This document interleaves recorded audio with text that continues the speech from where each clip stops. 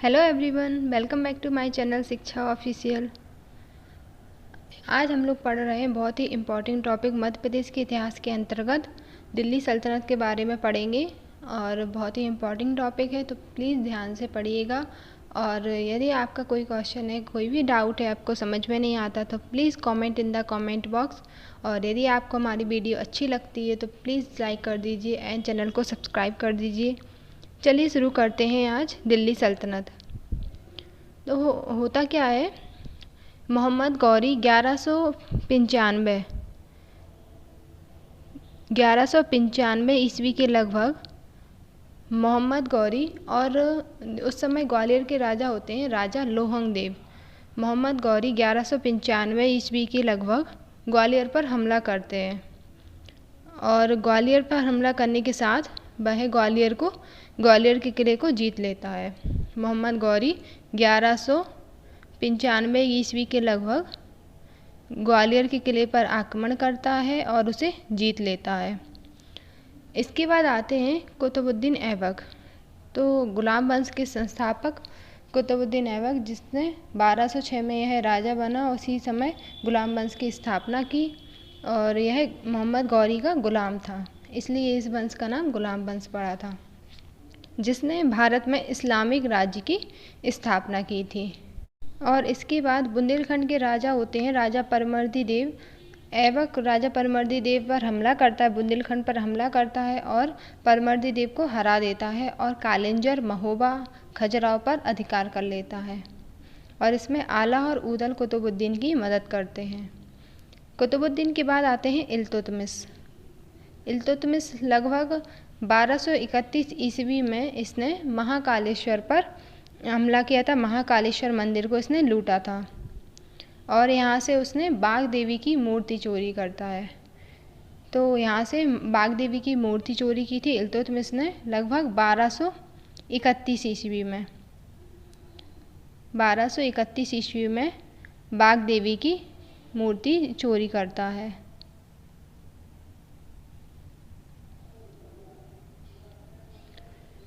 और मांडू, मालवा, ग्वालियर, उज्जैन को जीत लेता है।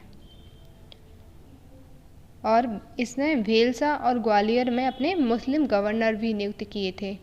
इल्तुतमिश ने भेलसा, विदिशा में और ग्वालियर में अपने मुस्लिम गवर्नर भी नियुक्त किए थे। और इसके बाद आते हैं खिलजी वंश। दिल्ली सल्तनत में द्वितीय वंश आता है खिलजी वंश। खिलजी वंश लगभग 1290 से 1320 ईस्वी में जलालुद्दीन फिरोज शाह खिलजी इस वंश की स्थापना करता है। और यह यहाँ मध्य प्रदेश के पॉइंट ऑफ व्यू से देखें तो जलालुद्दीन खिलजी ने ग्वालियर में गुंबद आकार के विश्राम गृह बनवाया था। तो ग्वालियर में एक विश्राम गृह बनवाया था और यह लगभग 1295 ईस्वी के लगभग इसने बनवाया था। 1295 ईस्वी के लगभग गुंबदनुमा रेस्ट हाउस या विश्राम गृह बनवाया था।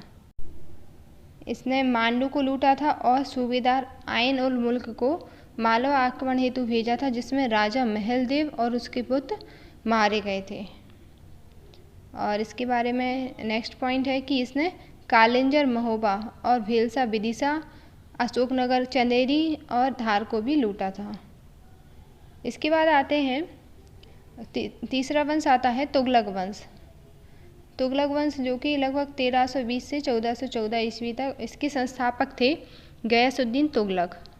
और इसके सूबेदार ने दमोह में एक महल बनवाया था। गयासुद्दीन तुगलक के सूबेदार ने दमोह में एक महल बनवाया था। और गयासुद्दीन के बाद आते हैं जूना खां या मोहम्मद बिन तुगलक। मोहम्मद बिन तुगलक का शासन आता है और उसने बटियागढ़ लेख से हमें पता चलता है, इसका उल्लेख हमें बटियागढ़ लेख से हमें पता चलता है मोहम्मद बिन तुगलक के बारे में। और मोहम्मद बिन तुगलक ने जब वह 1344 ईस्वी के लगभग मोहम्मद बिन तुगलक राजधानी परिवर्तन के लिए देवगिरी जाते हैं तो वह धार में रुकते हैं और यह धार में किले का निर्माण करते हैं। मोहम्मद बिन तुगलक, तो यह धार के किले का निर्माण करते हैं। लगभग 1344 ईस्वी के लगभग मोहम्मद बिन तुगलक जब अपनी राजधानी परिवर्तन के लिए देवगिरी जाते हैं तो 1344 ईस्वी के लगभग धार में धार के किले का निर्माण करते हैं और धार में ही काल का मंदिर बनवाते हैं। और एक और चीज़ है, धार में ही वह अब्दुल शाह चंगेज महल बनवाते हैं और खरबूजा महल भी इन्होंने ही बनवाया था धार के अंदर। और धार के किले की एक और पॉइंट देखें तो धार के किले की सबसे ऊंची चोटी कौन सी है, तो धार के किले की सबसे ऊंची चोटी मानी जाती है खरबूजा महल। और इसके बाद आते हैं दमोह में मोहम्मद बिन तुगलक ने प्राणियों के लिए एक बावड़ी और माड़ बगीचा वगैरह बनाया था मोहम्मद बिन तुगलक ने।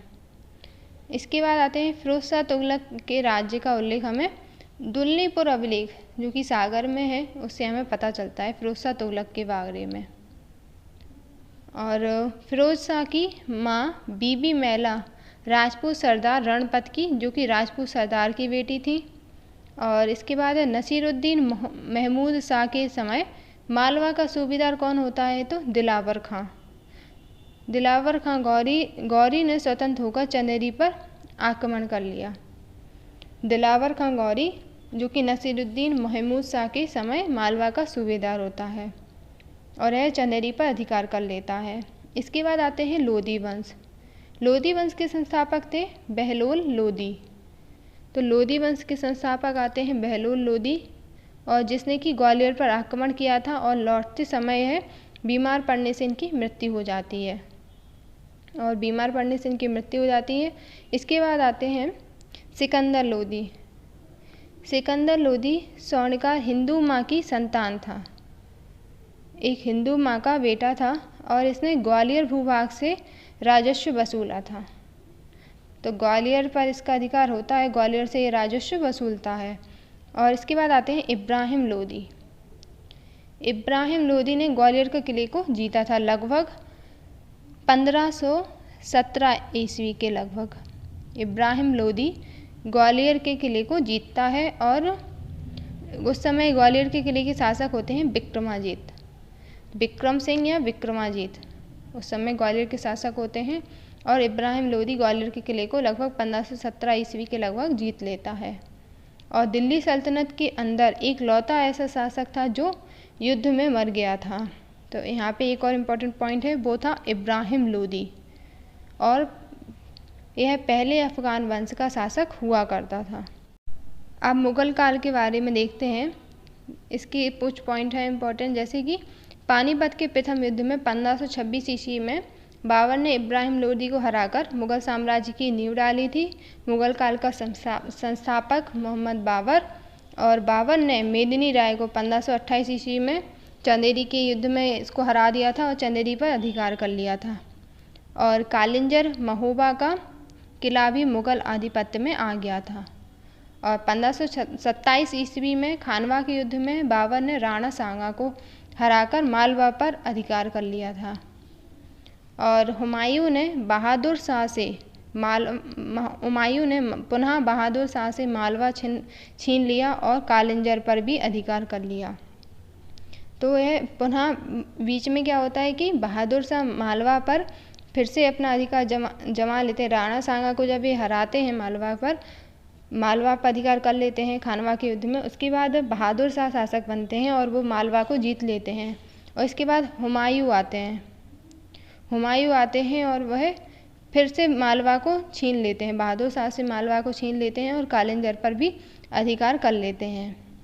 फिर चौसा का युद्ध, यहाँ पर मिस्टेक हो गई, लगभग 19 नहीं है 15 होगा।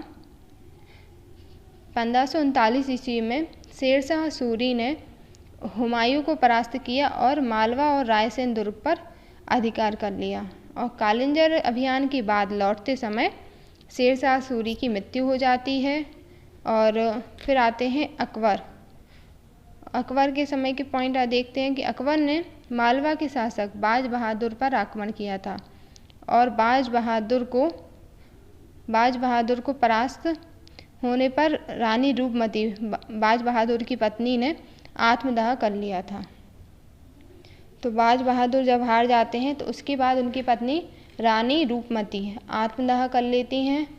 और इसके बाद आते हैं 1564 में अकबर ने गोंडवाना विजय हेतु आसफ खां को भेजा था।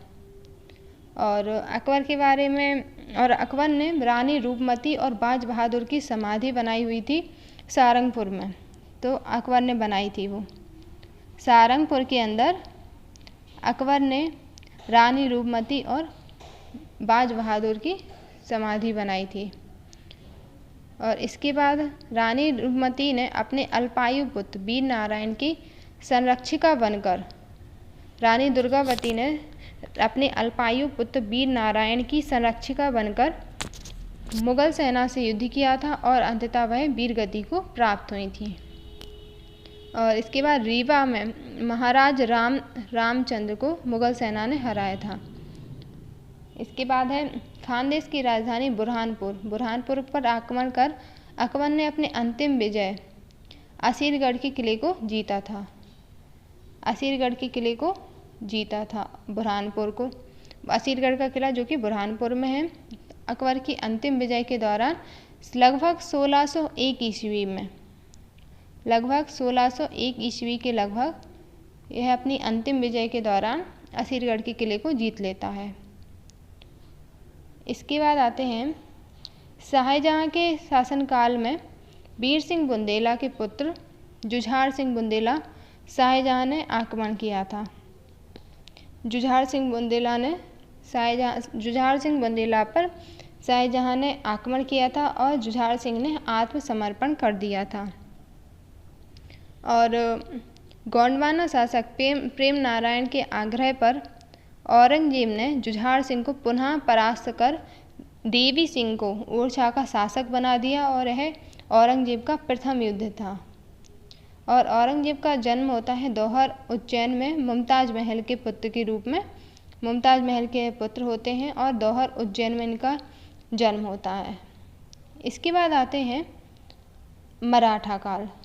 अब आते हैं मराठा साम्राज्य। और मुगल शासक फर्रुखसियार 1713 ईस्वी में के विरुद्ध सैयद बंधुओं ने मराठाओं से सहायता मांगी थी और खानदेश व गोंडवाना साहू को सौंप दिए थे। और 1722 ईस्वी में बाजीराव ने मालवा पर आक्रमण किया था। तो बाजीराव ने मालवा पर आक्रमण कब किया था? लगभग 1722 ईस्वी में। इसके बाद दूसरी बार 1724 ईस्वी में इस क्षेत्र में चौथ के लिए युद्ध किया था। और तीसरी बार 1728 ईस्वी में, तब भोपाल के निजाम की हार हो गई थी तीसरी बार में 1728 ईस्वी में। और इसके बाद है बाजीराव प्रथम और निजाम के बीच 1738 ईस्वी में एक संधि हुई थी जिसे बोलते हैं दुरई की संधि, जिसे दुरई की संधि के नाम से जाना जाता है। और जिसमें संपूर्ण मालवा और चंबल तथा नर्मदा के बीच की भूमि बाजीराव प्रथम को दे दी गई थी। इसके बाद है पर इससे मुगल बादशाह मोहम्मद शाह ने स्वीकार नहीं किया था। तब जय सिंह के सहयोग से 1741 ईस्वी में हुई संधि के अनुसार मालवा पेशवा को दे दिया गया और पहली बार मालवा पर मराठाओं का अधिकार हुआ।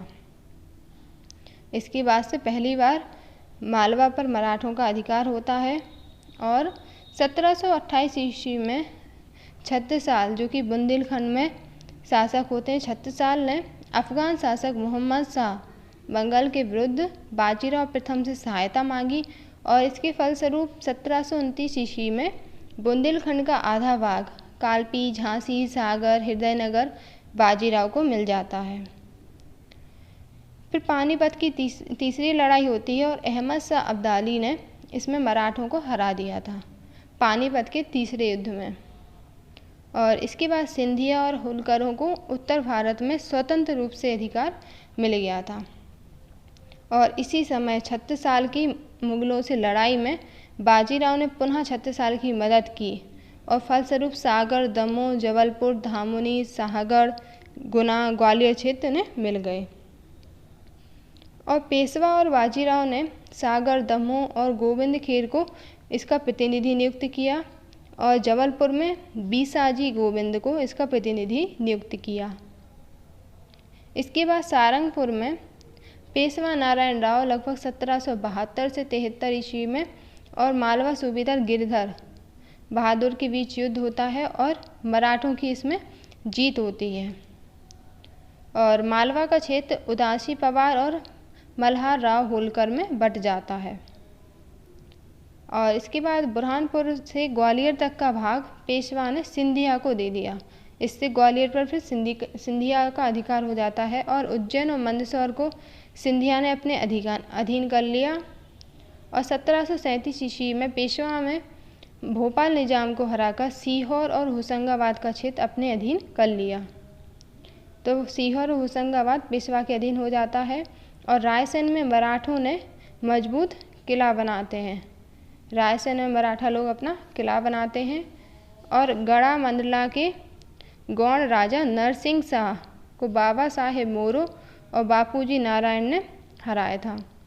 मंडला के गौड़ राजा नरहरि शाह को। तो यहाँ पे हमारा मराठा साम्राज्य ख़त्म हो जाता है। आगे हम नेक्स्ट वीडियो में पढ़ेंगे। यदि आपको वीडियो अच्छी लगी हो तो प्लीज़ लाइक कर दीजिए और यदि आपने पुरानी वीडियोज़ नहीं देखी है तो उसकी लिंक आपको डिस्क्रिप्शन बॉक्स में मिल जाएगी, तो आप वहाँ जाकर देख सकते हैं। Thank you for watching.